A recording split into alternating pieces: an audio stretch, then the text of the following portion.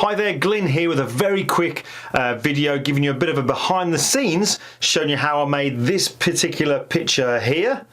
Very simple, very easy to do with just one light source, which was in front of our model, which is kickboxing world champion Steve Cook, and it was in front of him, high up on a boom, pointing straight to the ground, but it was actually in front of him. Now you'll see the position of everything during the video. It was just filmed with a couple of GoPros that I kind of dotted about, but I thought it'd be interesting for you to see how the picture was done, and I've also put a bit of text in there as well so you can see what was used, what kit was in there, and also some of the settings. So I hope it's useful. Any questions, by all means just drop them down into the description part, or check out the behind the scenes post over on my website, which is at glindewis.com. I hope it's useful, and I'll see you in the next video.